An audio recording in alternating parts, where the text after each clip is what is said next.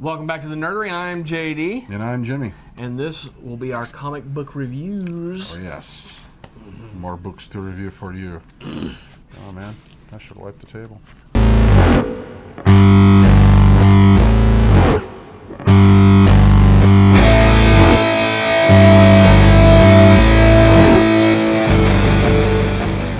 All right. So, it's time to review some books. Holy moly. I got a pretty large stack here. Yeah, you do. I've got a very small stack here. But first of all, we are brought to you by Captain Jack's Elixirs, www.captainjackselixirs.com. Behold the bottles of juice. And All-Star Comics, located in Baytown, Texas. Phone number 281-839-7127. Get out, get literate, read you some comics. Support literacy. So what do you got, Jimmy? Well, let's see. I'm going to say I've got some Legos here. Some Lego set. That was terrible of me. If anybody is watching this and they are a fan of Lego, the plural for Lego is Lego. Yes. So, but yeah, these are the two SpiderMan Homecoming sets they released, and I've got one open, obviously. And it's got some really neat action stuff, and I'll show you that in a minute. But I've got this one that's enclosed, which features the two main villains. You've got two bank robbers. What's cool about these guys is they actually have double-sided faces, and on one side of their face they've actually got a hero mask, and then the other side they got a normal face. So really neat. You're kind of missing Thor and Iron Man. This one's really awesome because like I said, you got the main villains.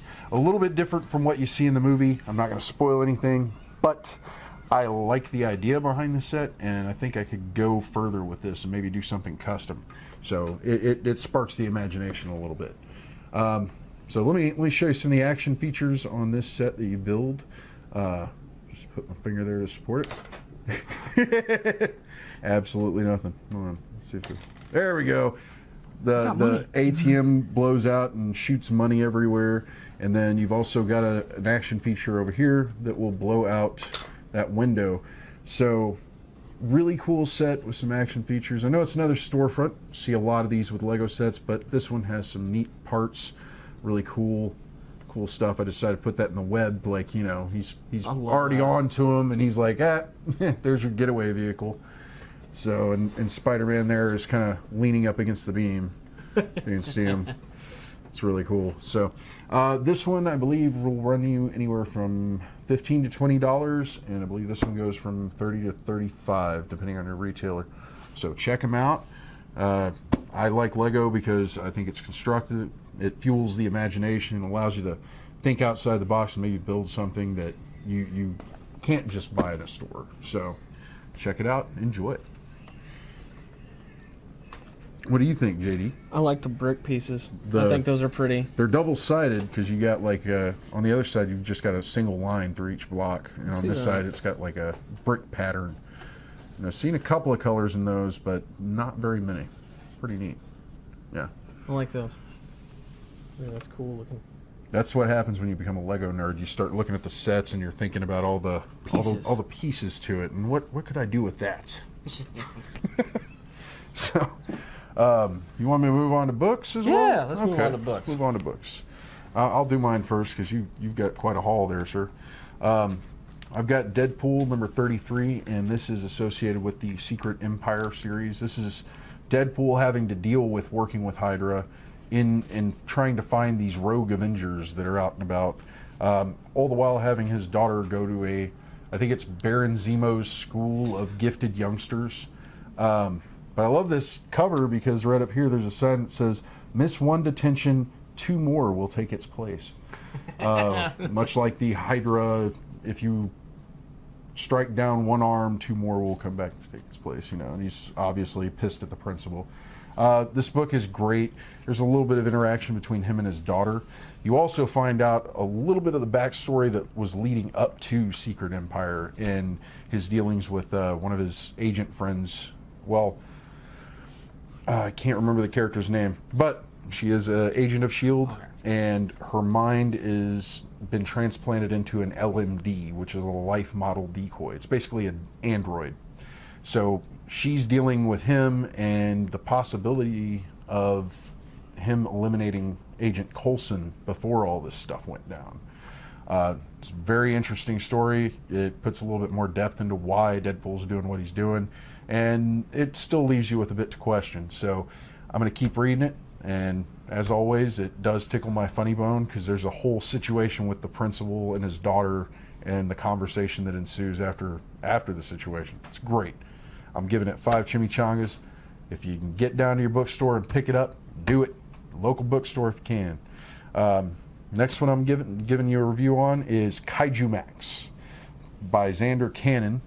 It's advertised as Season 3, and it's from Oni Press. This is issue 1, I'm guessing, of Volume 3, maybe? I don't know. I don't know how that goes, but I did see it, and I had a brief synopsis of one of the local employees at a comic book store, and he said it's basically like a prison drama.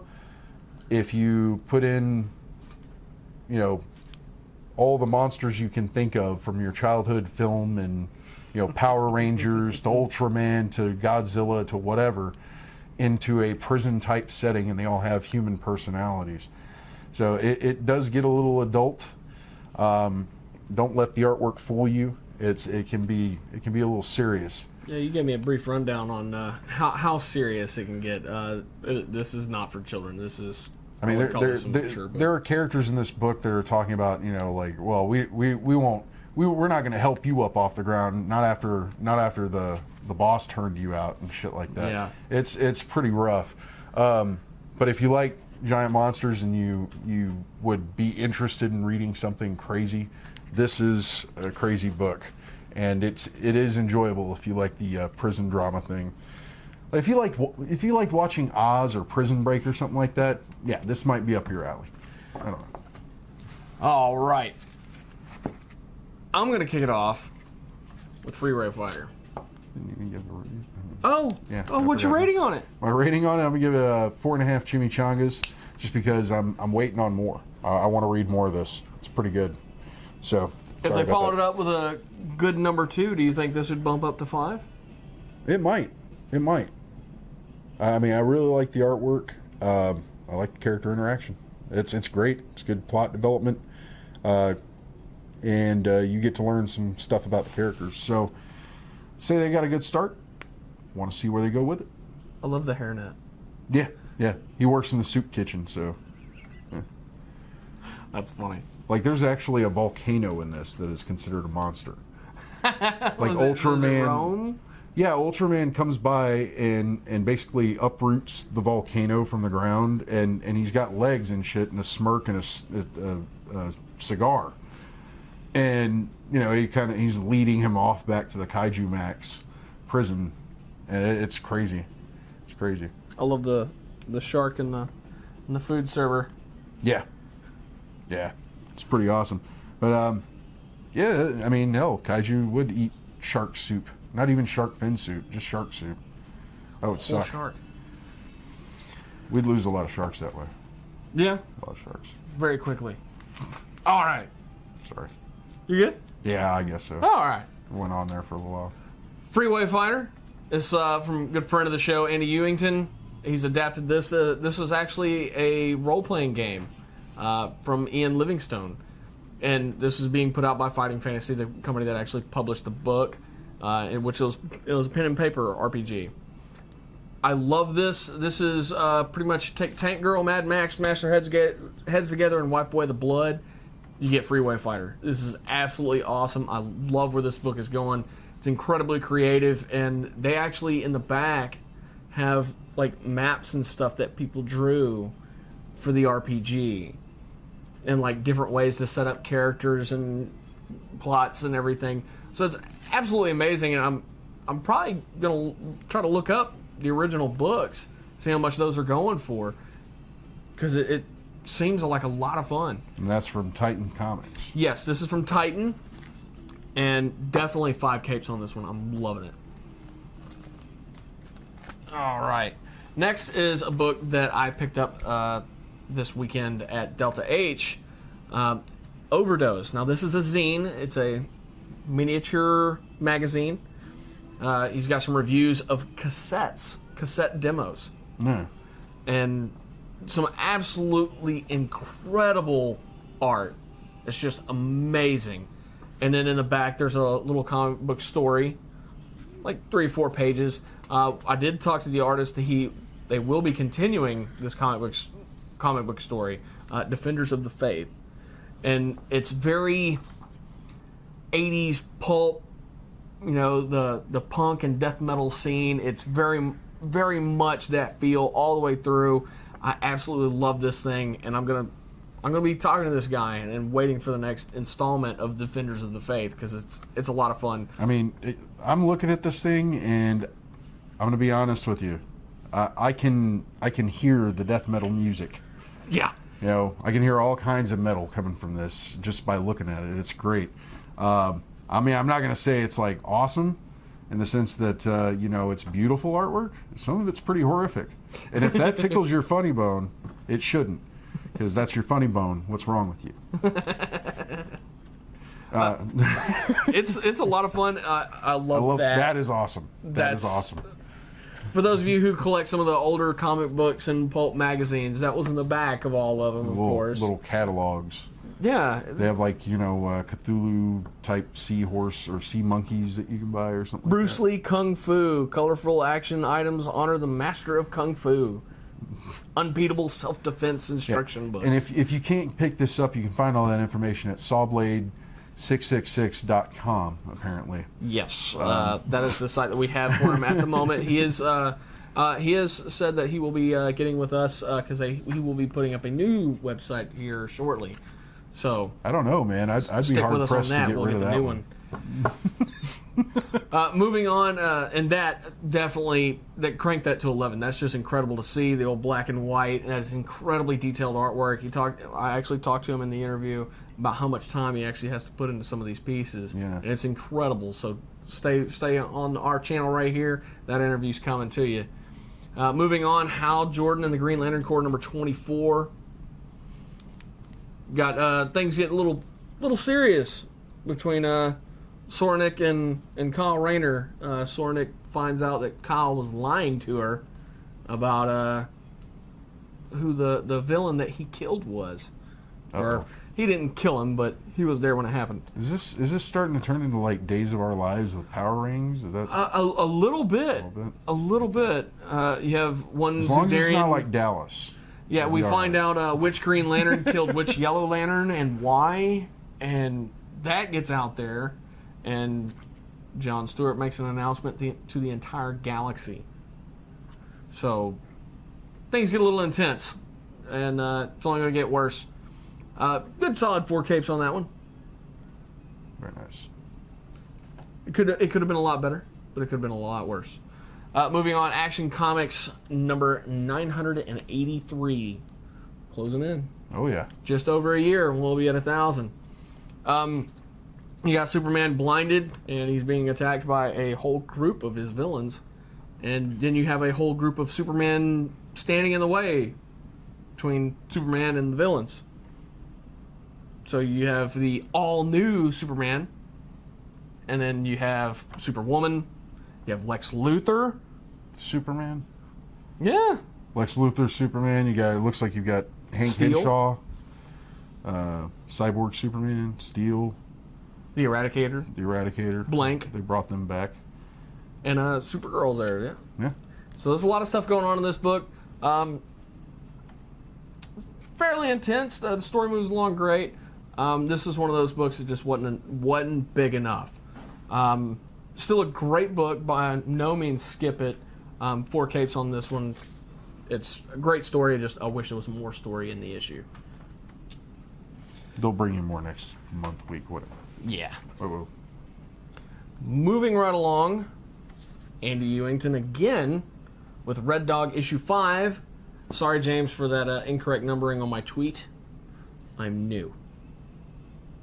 That was, I think, my 4th tweet I've put out myself. So, I apologize, but it is issue 5, not 4. My bad. This is definitely a top-rated title from a top-rated publisher. I love everything that they do inside the story. It's absolutely incredible. I'm not gonna. Once again, this is one of those books. I'm just not gonna spoil anything for you. let me just say that Kyle has found a friend in a place that you'd never think he would find one. And, of course, they go off to try to find and rescue Red, his long-lost robotic dog. And they find him in pretty much a death pit fighting monsters. And Red doesn't recognize him. But I'm going to leave you right there. I'm not going to spoil it any further. I already said way too much. But crank it to 11. I love this book. Do not miss out. Next up, I have, or actually my last Red review, Dark Days, The Casting #1. Now this is the prelude to the 6-issue Metal miniseries they're going to be putting out, which is, there's going to be about 3 mini arcs between the Button and Countdown to Doomsday. But this is by far a very, very intriguing title. In everything marked Dark Days. It's really filling in a lot of the stuff that you missed out on in the Button. Information you didn't have from before, and all the vital information you're going to need prior to Countdown to Doomsday. $4.99, a little bit heftier on the price. Yeah. But it is quite a bit heftier on the book. Jimmy, if you'd like to feel the density. No. I've got this one as well. I just haven't finished reading it yet. It's a pretty hefty book. Yes, and we're dealing with Batman investigating quite a few odd things going on in the universe that so far throughout Dark Days you haven't been able to figure out exactly what's going on. See, I saw, gets explained in this book. Yeah, I saw Hawkman and Hawkwoman dealing with some cultists with a couple of familiar faces involved. Yes, they're definitely in there, and we find out they have a lot more history than we know about. Yeah. And not in the way that we've always kind of known that we didn't know. Yeah, there's a lot more. Yeah, they were reincarnated like hundreds of times over. Yeah. So yeah, there's a lot of information in this book. By no means miss it if you're a DC fan at all, because you're going to miss out on a lot of story on what's coming up. So, crank that one to 11. Now this I got just because of the cover, because I'm a huge Superman fan, and that's a reversal of Superman #75 bag. Not even the cover of the book, but the bag. Yeah. But I had to get it. And that is the Bizarro logo. Yeah, I haven't read it yet. I'm probably gonna, because if it's anything like Superman #75, that means somebody died. I don't know. It might make you cry. Just a little. Maybe a tear. Superman 75 did. I cried like a little kid. I feel like if you're gonna put a cover like that on something. Yeah. I mean, that cover doesn't say you're not expected to cry in this. Yeah. It just depends on how much you like Bizarro. He's adorable. He really is, folks.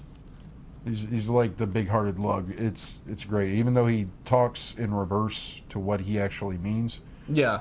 The last few times I've seen him in DC publications, he's always been kind of the, willing to get along with everybody, but just being misunderstood. Yeah. That if you like Bizarro, what is it? The 6-issue series I picked up a year ago, maybe a year and a half ago, with Jimmy Olsen and him on a road trip. That was hilarious, and it was done in a very Calvin and Hobbes type cartoon style. It was really great. But this is Red Hood and the Outlaws #12. If you're a huge cover collector, so don't miss out on that. And that does it for our reviews, except for that. I have that. Justice Society of America expansion for the DC deck building game. I haven't been all the way through this. I haven't played it yet, but it absolutely looks incredible. And I was able to get it from the Gaming Goat up in spring for $9.99. It's a great deal. And of course, you have a bunch of the original Justice Society of America characters. You have Jake Garrick, the original Flash, Alan Scott, the original Green Lantern, Stargirl, Wonder Girl. They're all in here. It looks like it's going to be a lot of fun. So, I'm going to give it a preemptive 5 capes. Awesome. That's what I'm expecting. So, thank you for watching. Don't miss out on the rest of the videos. Make sure to like, subscribe, follow us on Facebook, Instagram, Twitter, and check out the website, www.thenerdery.net.